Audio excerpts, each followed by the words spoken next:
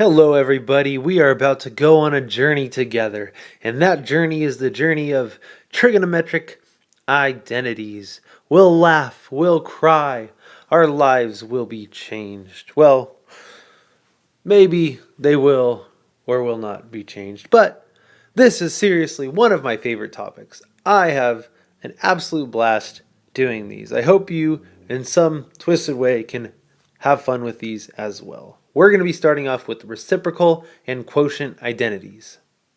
Now, before we get into the reciprocal and quotient identities, let's cover this word identities. Identities are basically just rules that we can use to help us solve different types of problems. Now this is one of the times that I'm just going to say, for the most part, these identities, you're just going to have to accept them as true. Now, I can show you why they are true, but they're a lot more difficult than just saying, all right, we'll accept that some smart guy way long ago figured these out and we can use them. Some of them are pretty easy to figure out why they're true, like the ones we're going to deal with today, and we'll go over those a little bit.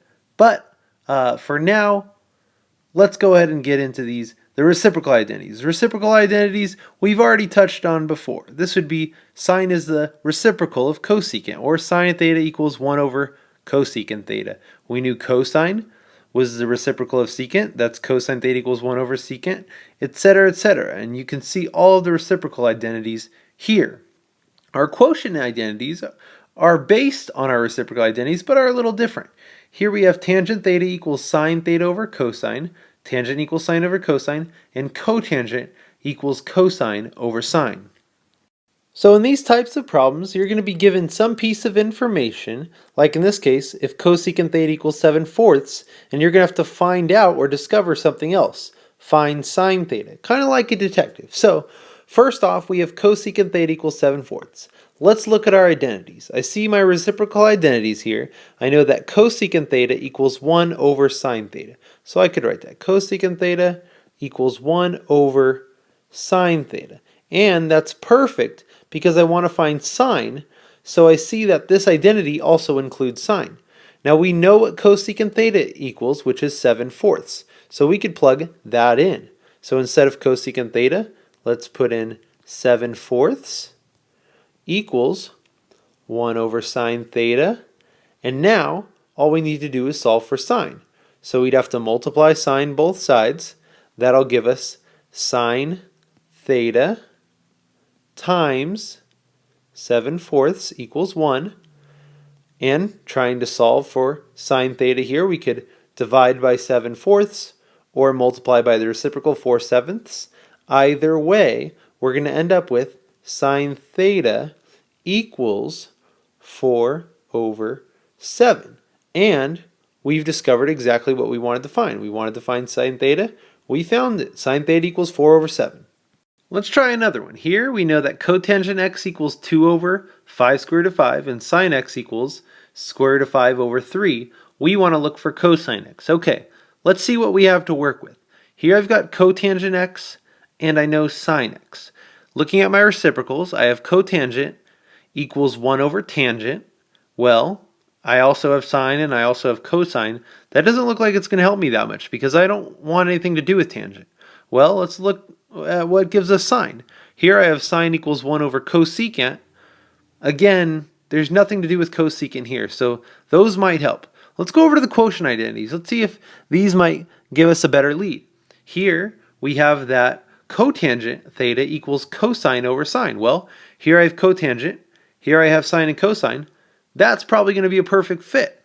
So let's go ahead and write that out. We know that cotangent x is going to equal cosine x over sine x. All right, we can replace in everything that we know. Instead of cotangent x, we can put 2 over 5 root 5. So I'm going to do that. 2 over 5 square root of 5.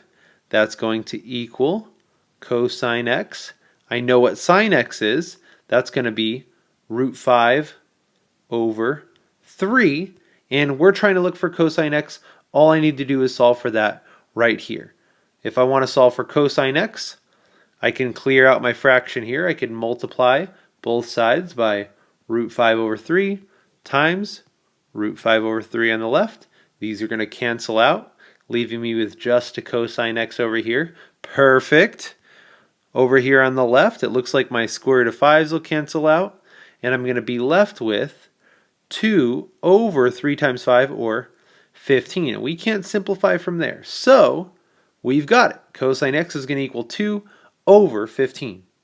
Some of these could be a little bit more puzzling than others. For example, if we were given sine and secant, and we wanted to find tangent, we might have to use multiple identities to get to our answer. Looking at sine, well, I know if I want to find tangent, I could use sine and cosine, but I don't have cosine. But since I have secant here, I know that my reciprocal, secant equals 1 over cosine. So I can use secant to find cosine. Then, since I have sine and cosine, I could put those two together to find tangent. So it's kind of like taking all the clues, all the pieces of the puzzle that you have, put it together to get to your end goal. Our next destination, the Pythagorean Identities. I'll see you there.